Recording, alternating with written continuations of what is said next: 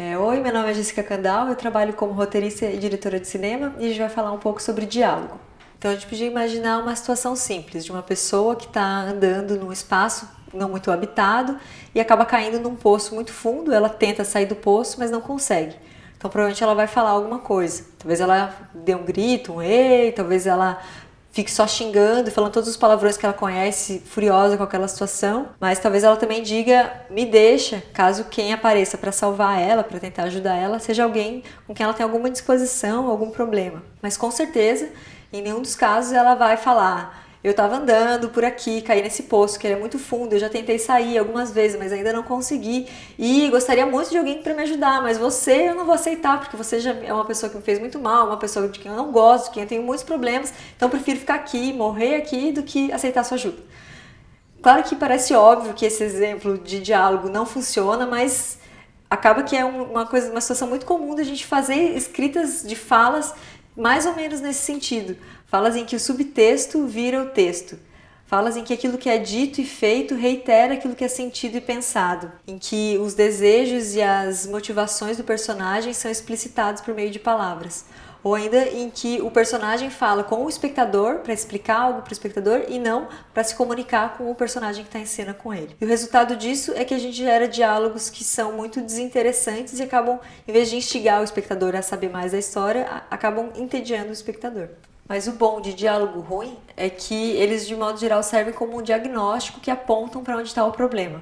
Porque, em geral, aquilo que está explícito na fala deveria estar implícito na cena, no arco do personagem, na relação entre os personagens, nas suas ações, reações, nos seus gestos, olhares, silêncios. Então, por exemplo, falas que explicam a situação que o personagem se encontra.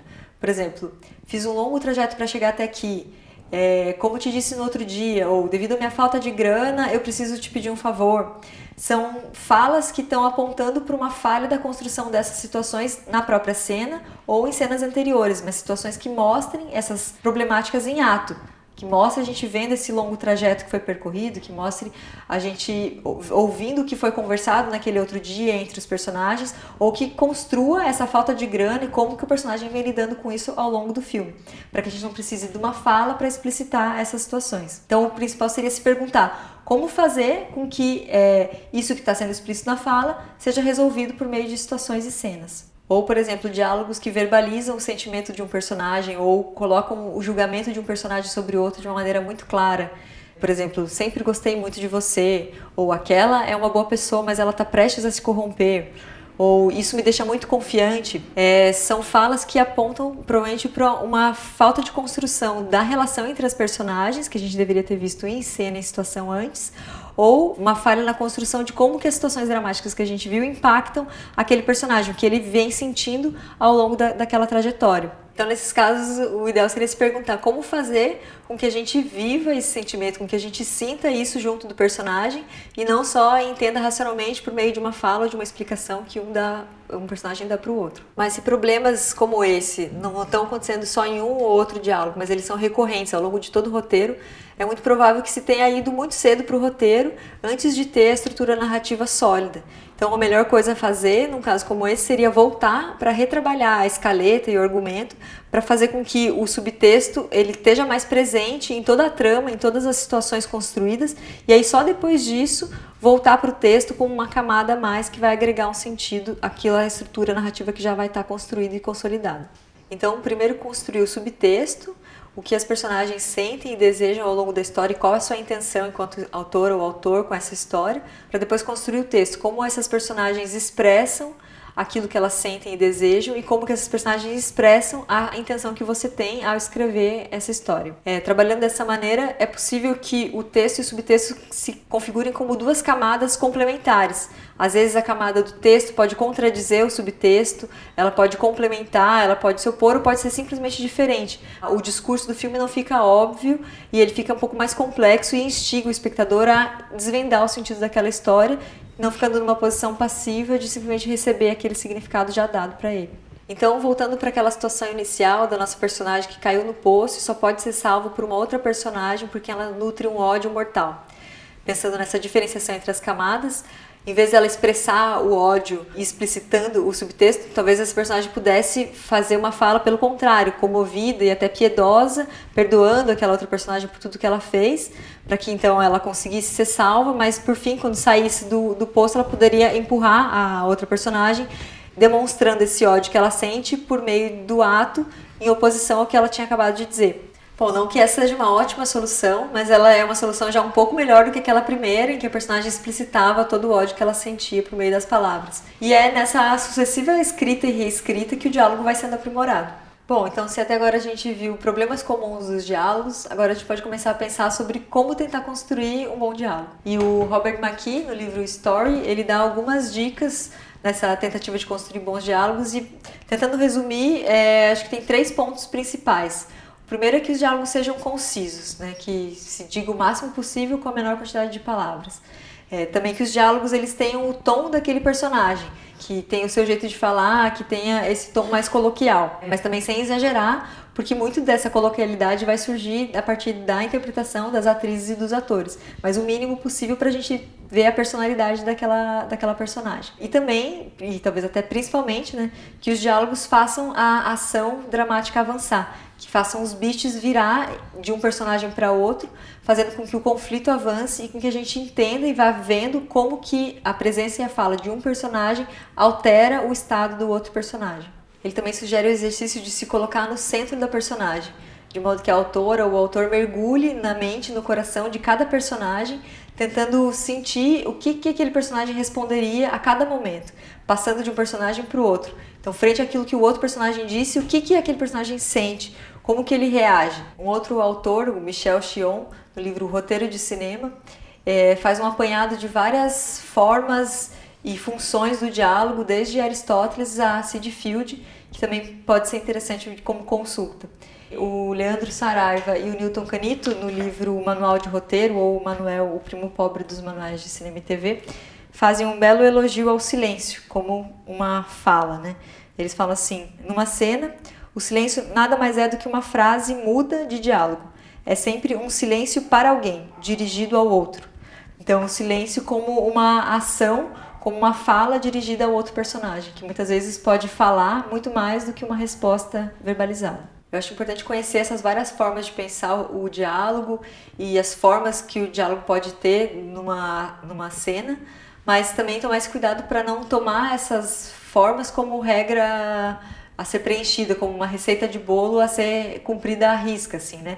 Mas sim se apropriar dessas ferramentas de uma maneira que sirva à sua criação, né? A forma como você pensa a cena e desenvolve o roteiro. Para mim, por exemplo, uma coisa que funciona a partir desses apanhados de várias formas de trabalhar com diálogo é pensar em 3 coisas principais, assim. Sempre costumo pensar que o diálogo idealmente teria que dar conta dessas 3 ao mesmo tempo, se não das 3, pelo menos de 2, assim, né? Então que o diálogo sirva para caracterizar o personagem, sirva para passar uma informação e para fazer o conflito avançar. E aí, na tentativa de conciliar essas 3 coisas no mesmo diálogo, vai se chegando um pouco naquilo que o Maqui falou, né? De fazer com que o diálogo seja conciso, que ele expresse muita coisa com poucas palavras. Então, por exemplo, no roteiro do Ferrugem, que foi escrito em parceria com a Ali Muritiba, a gente queria, numa cena, aumentar o medo que os 2 personagens adolescentes, o René e o Normal, estavam sentindo de serem descobertos pela polícia frente à investigação que estava sendo feita pelo crime de compartilhar um vídeo íntimo de uma colega de classe deles, a Tati. Uma saída óbvia seria eles um dizer para o outro: tô com medo de que a polícia descubra alguma coisa. Então, para evitar essa fala mais óbvia, a gente fez esse exercício de se colocar no cerne do personagem, do Normal, que é um personagem mais piadista e sem noção, e a partir dali a gente pensou como que esse personagem poderia trazer à tona o assunto. Então a gente imaginou que ele poderia ter acabado de ver uma mensagem no grupo de WhatsApp de um amigo que deu o depoimento já para os policiais.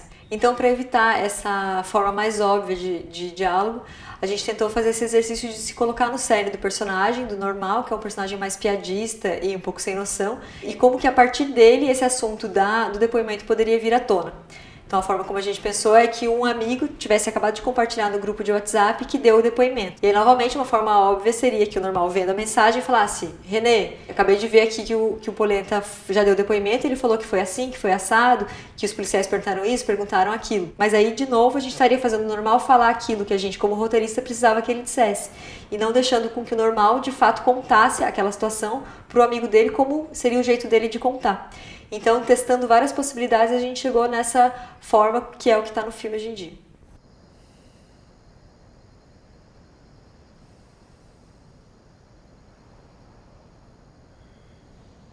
Ô, fala aí. Botar o celular no micro-ondas. Hein? O Polenta me falando. Não, se é pra destruir, eu vou fazer uma experiência científica.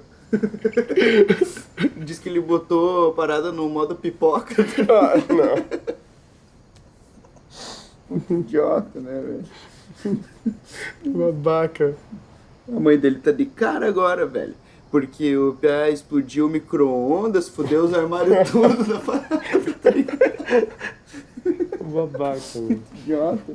Aí, agora ele tá com medo que ela fale pra polícia quando eles forem lá do depoimento segunda-feira. Nossa, cara exagerado da porra, tá ligado? Era só ele apagar o histórico do WhatsApp e pronto. Deu boa. Vai dizer, parada é criptografada, nem hacker consegue acessar.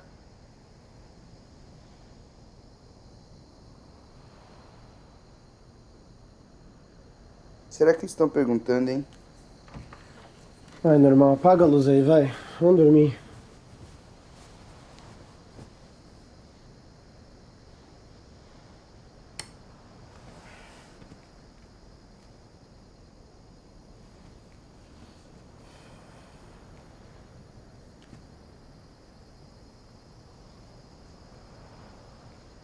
Você já sabe o que você vai falar quando você for lá?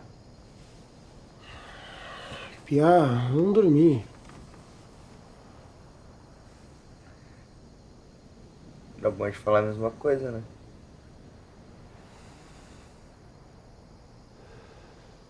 Então a gente tentou trabalhar aquelas 3 características nesse mesmo diálogo. Por um lado, fazendo a caracterização de cada personagem, né, colocando o normal como esse personagem mais piadista e sem noção, o René como um personagem mais introspectivo e sério. Também passando informações importantes, principalmente de que os policiais estão fazendo esse depoimento e de que eles estão com medo desse depoimento, e desenvolvendo o conflito de cada personagem, insinuando que os dois têm algo a esconder, mas que o René, diferente do normal, não sabe ainda como se posicionar frente a isso, se ele segue escondendo ou se ele toma uma outra atitude. E para encerrar, vale a lembrança que o Leandro Saraiva e o Newton Canito fazem de que nem tudo é drama. Então, dependendo do roteiro, dependendo da premissa, dependendo da proposta estética do projeto, é possível que alguns diálogos do seu filme não sejam necessariamente dramáticos. É possível que alguns diálogos tenham um tom mais lírico, momentos em que o personagem de fato expresse seu estado interior pela força poética das palavras, por exemplo, como em muitos filmes do Tarkovsky. E também é possível que tenha momentos mais épicos, em que um ou o outro personagem assuma um papel de narrador ou de narrador e comente a situação, a sua própria história, como por exemplo em Documentira da Agnes Varda ou outros filmes mais ensaísticos dela. Nesses casos a possibilidade de invenção é maior, mas também a necessidade de domínio das técnicas de construção do diálogo também é maior, porque senão é muito fácil correr naqueles erros que a gente tinha comentado logo no início, de tornar tudo muito explicativo, seja o estado interior da personagem, seja o comentário que ela tem a fazer sobre a história.